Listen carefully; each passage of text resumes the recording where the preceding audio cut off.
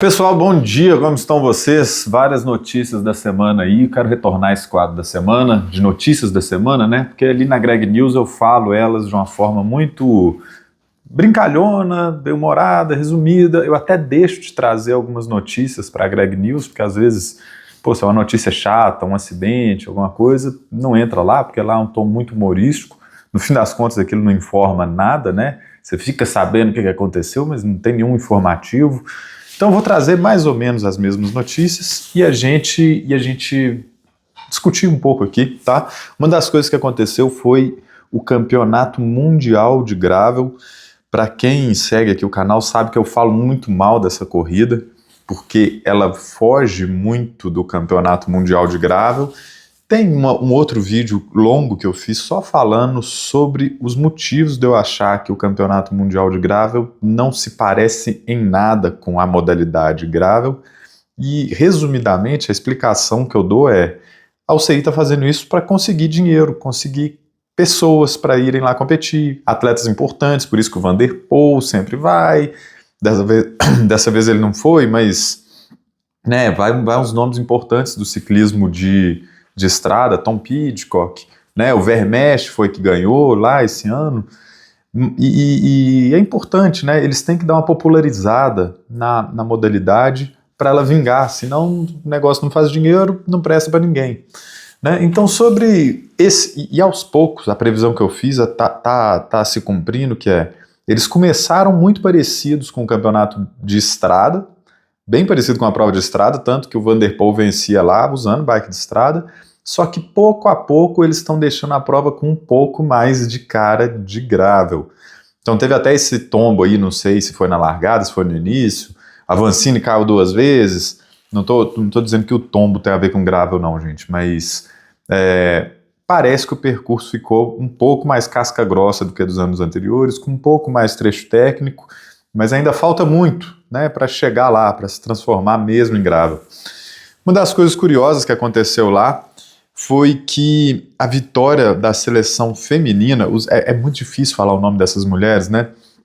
Foi a Lorena Wibbs, venceu, mas elas atacaram toda a seleção elas se atacaram, a seleção da Holanda se atacou, porque tinha uma atleta feminina, deixa eu ver aqui qual que era o nome dela, Shirin van Anrooij, impossível falar esse nome, mas ela estava escapada. Você vê ali no pelotão, ela estava longe de todo mundo e foram 3 atletas da Holanda puxando uma italiana para alcançar ela. Assim, totalmente. Isso que aí você vê, né? Entra numa discussão, volta naquela discussão. Qual que é a diferença de um campeonato mundial para uma Copa do Mundo, né? Para uma prova disputada por equipes. O campeonato mundial, ele não é disputado por equipes comerciais, ele é disputado por nações. Então tá lá a equipe da Holanda, mas uma é Canyon, a outra é Scott, a outra é Trek, e no fim das contas quem paga o salário delas são essas marcas, né? Mas é um pouco duro você ver isso, você ver assim, um time se atacando desse jeito. Então o gravel deveria ser um esporte totalmente individual, sem equipes, mas isso aqui ficou todo mundo sem entender. Colocaram a italiana no pódio, né? Poderia ter sido um pódio só com holandesas, mas elas deram um jeito de rebocar a italiana ali. Enfim, foi cruel a chegada, essa menina aí do nome esquisito, foi cruel ver que ela estava ali liderando, estava com distância suficiente para ganhar, não ganhou porque as companheiras de equipe dela rebocaram a atleta para lá. Esse é o tipo de discussão de boteco que não vai acabar nunca, cada um vai falar uma coisa diferente. Todo mundo querendo saber do Avancini, mas vocês já devem ter tido notícia dele aí, né? Porque se falou muito nisso no Instagram. O Avancini tomou 2 tombos, tem um relato dele, se você entrar lá no Bike na Lama, País do Ciclismo, acho que tem esse áudio do Avancini explicando como que foram os tombos que ele tomou. E só nesse áudio dele que eu entendi que o percurso desse Mundial de Gravel era 2 voltas. Então os atletas estavam ali fazendo 2 voltas, não, desculpa, 2 voltas, várias voltas, vários circuitos de 40 quilômetros. E tinha um que, né, foi isso que eu quis dizer, 2 voltas. Eles ficavam dando uma volta de 40 quilômetros várias vezes, sei lá quantos, e tinha uma segunda volta que acho que era só no final que eles faziam essa alça maior. Então eram 2 opções lá. Gravel combina com isso? Não, não combina. Gravel tinha que ser de um ponto ao outro, então vai e volta. Ficar dando volta em circuito combina muito pouco com gravel, porque você decorar o lugar que você vai passar repetidas vezes nele, isso foge da essência do gravel, de explorar, de ser um caminho desconhecido.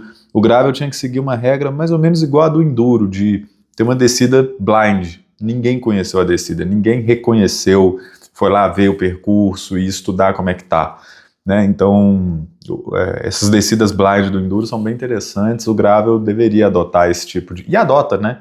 O primeiro Biking Man que eu corri, algumas provas, eles entregavam pra gente o mapa com antecedência. Outras etapas, não. Eles falavam, a gente vai entregar só um dia antes, 2 dias antes, porque senão a galera vem treinar no percurso, a gente não quer isso, né? Fora o Campeonato Mundial de Gravel, outra coisa importante que aconteceu foi Copa do Mundo de XCO e Downhill. Eu confesso que eu não acompanhei o XCO, eu vi alguns tombos que rolaram e tal, mas o forte mesmo dessa vez foi o Downhill. Foi impressionante o que aconteceu lá. Jackson Goldstone, para quem não tá por dentro, é aquele molequinho de um vídeo antigo que aparecia pedalando não, andando na bicicletinha de balanço, sem pedal, fazendo umas manobrinhas na cidade dele. Tinha um teatrinho lá dele indo pra escola, fingindo que tava indo pedalando pro colégio, e aí filmam ele, o pai dele filma ele fazendo várias manobras pela cidade. Ele devia ter ali, 3 anos de idade, aquele moleque. Esse menino hoje é o atual campeão de downhill, ele cresceu como uma promessa da bike, todo mundo acreditou nisso, ele realmente virou um competidor de downhill, ganhou um tanto de coisa na Júnior e tal, e aí quando entrou pra Elite, entrou arregaçando, né? Teve uma lesão no primeiro ano dele de Elite, então não ganhou muita coisa. Agora que ele tá 0 bala, ele tá ganhando tudo. Ganhou o campeonato mundial, veio competir a última etapa da Copa do Mundo com a camisa de campeão mundial. Aí eu fiquei um pouco perdido nisso. Ele não era o líder da Copa do Mundo. Quem era o líder era o Loic Bruni. E aí, Loic Bruni, quem é o líder, ele é o último a largar. Loic Bruni não apareceu para largar. E o Jackson Goldstone ficou ali com a mão na cabeça, procurando saber o que estava acontecendo, não entendeu nada. E aí o pessoal começou a mandar notícia para ele, o Loic não largou, já era para ele ter largado, já deu o apito, se ele não largou, ele não vai ter tempo contabilizado. Ele vai ter um DNS, né? A gente sabe, DNF é Did Not Finish, DNS é Did Not Start, não largou. Né, vamos dizer, no Campeonato Mundial de Gravel, o Avancini foi DNF, porque não finalizou, não chegou na corrida. O Loic Bruni não, ele nem sequer largou. E o pessoal ali no gate de largada, todo mundo esperando ele. No downhill é uma coisa muito tensa, né? Porque o último cara a largar, que é o líder, tende a ter o melhor tempo, mas se o tempo dele for o melhor, todos que já largaram, todos os outros competidores vão perder uma posição, todo mundo vai abaixar uma posição. Se o tempo dele não for muito bom, só alguns vão perder uma posição. Ali, ele não largou. Todo mundo permaneceu com a mesma posição, ninguém perdeu nada para o líder. E o Jackson Goldstone ali, sem acreditar, ele nem soube reagir. A reação dele de ganhar a prova foi tipo, é isso? Então, como que comemora, né? Parecia que ele nem sabia comemorar. Foi engraçado pra caramba isso.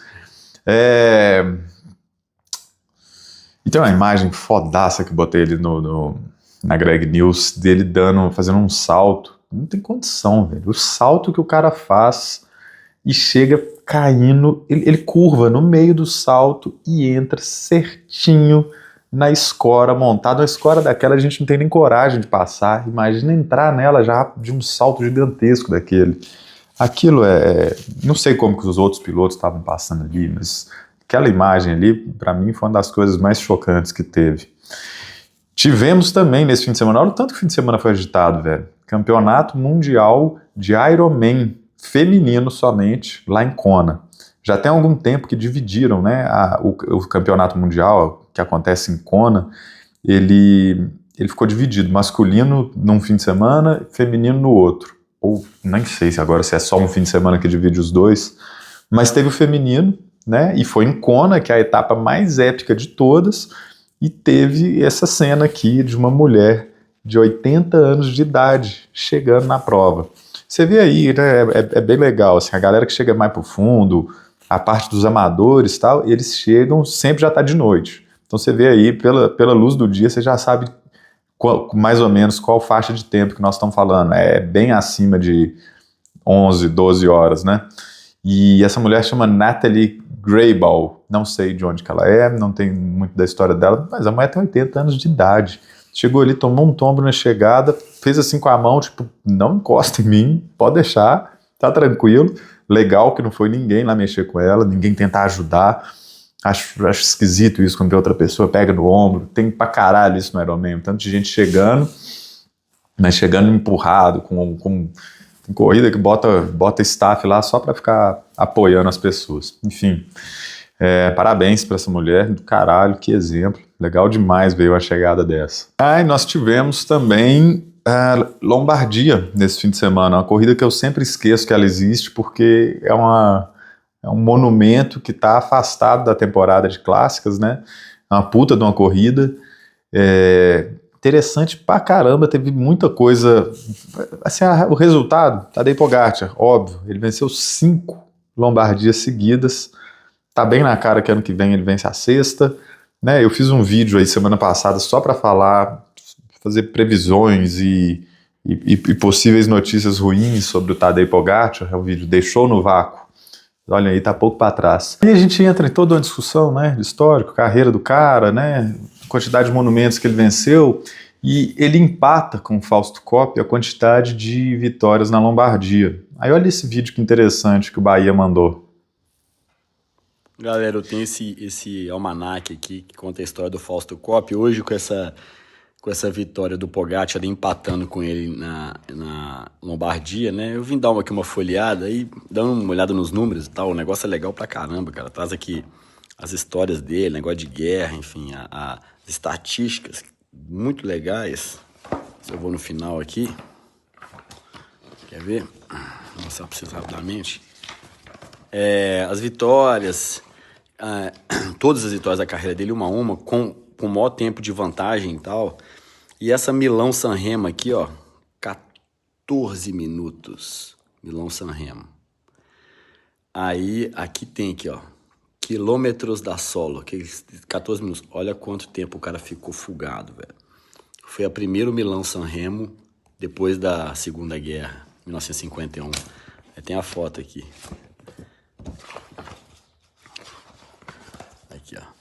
Na prima Milão-San Remo, depois da guerra, destacou de todos no Turquino. E depois, um voo solitário de 151 quilômetros, vence com 14 minutos de vantagem pelo segundo. Bahia tem tudo, né? Conhece as paradas, tudo, tem livro, né? E esse tipo de estatística é interessante pra caramba, porque nesse outro vídeo eu tava discutindo também sobre esses ataques solos que os caras fazem, né? O Van der Poel faz muito, o Pogačar, né? Para ele vencer tem que ser com ataque, tem que ser solo, ele tem que andar muito tempo solo, mas essa marca aqui ele ainda não tem. Andar 150 km solo e botar 14 minutos no pelotão é chão pra caralho. E uma coisa massa que rolou na Lombardia foi depois eu assisti o resumo da etapa, o Quinn Simmons, campeão americano e tal, ele simplesmente atacou na largada e andou escapado o tempo inteiro. O cara não ficou no pelotão nem um segundo. Escapar, não solo, né? Ele andou sempre em fugas ou em perseguições o tempo todo, sempre na ponta, né? Então não era perseguição, sempre em fuga na ponta, e o Pogačar buscou ele faltando 30 km para o fim da corrida. Isso foi muito foda, deu dor no coração de ver. Aquilo ali foi um atleta mais combativo do dia. Parabéns demais para ele, puta de um atleta, né? Teve esse tombo massa do Carapaz, foi interessante, divertido pra gente, né? Puta do material para Greg News. E nós tivemos volta de Santa Catarina acontecendo. Queria parabenizar todo mundo aí que participou, todos os atletas, toda a equipe de mídia mandaram pra gente diariamente os resumos da etapa, campeão, mandaram fotos em alta qualidade, teve uma cobertura legal da corrida. Parabéns para todo mundo que organizou. Nós tivemos parece com uma péssima volta de São Paulo, aí há poucas semanas atrás, não dá nem para comentar, é o tipo de notícia que eu me recuso levar para Greg News, por exemplo. É engraçado, mas tipo, daria para fazer piadas excelentes e sacanear pra caralho a galera lá, mas é tão sério que não dá nem para fazer piada. Tá muito recente para fazer piada em cima disso, né? Quem sabe daqui a alguns anos a gente pode bulinar os caras lá da volta de São Paulo pelo péssimo exemplo que eles deram em 2025, né? Mas, felizmente, a volta de Santa Catarina deu uma volta por cima. Parece que há muitos anos já não tinha a volta. Galera bem antiga aí que estava relembrando os anos anteriores. É antigo mesmo, faz tempo que não tinha. E foi um evento, foi do caralho. Foi um puta de um evento, imagens muito bonitas. Acho que os atletas pedalaram em subidas assim, exemplares, perfeitas. Não é uma cordilheira, não era 30, 40 quilômetros de subida, não. Mas, pô, umas serras ali Serra do Rio do Rastro tem quantos quilômetros? Desculpa, perto de 20, né? Acho que é isso. Eu nunca fui lá. Um dos poucos lugares que todo mundo pedala, eu nunca fui.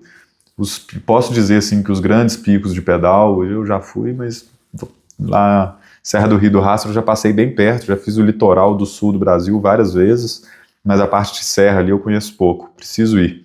Tem o Juliano que faz o Biking Man, o Graveland, né? O Vinícius faz o Biking Man, passa lá também agora, mas em breve eu vou lá. Dizem que é muito bonito e é uma das maiores subidas do Brasil, né? Pessoal, valeu! E para quem ficou até o final desse vídeo, eu queria dar uma notícia que lá no site, Revista Ciclosul, agora está aberto esse espaço que você encontra esses quadros à venda, tá? São os quadros da viagem que eu fiz de bicicleta quando eu viajei pela América do Sul. Esse é um projeto que eu já tenho há muito tempo, essas fotos estão paradas há muitos anos. Vai vir mais novidade aí para vocês, além dos quadros, tem mais produto legal vindo, mas... já corre lá, dá uma olhada no site revistaciclosul.com.br, clica em loja lá e vocês vão ver todos os quadros, todas as fotos que eu mesmo tirei, e eu tenho uma impressa aqui em casa, bonitona, já tem uns bons anos que eu imprimi, eu amo esse quadro, conta a história, é um negócio que eu sou apaixonado, então tá lá no site para quem tiver interesse. Valeu demais, boa semana para vocês!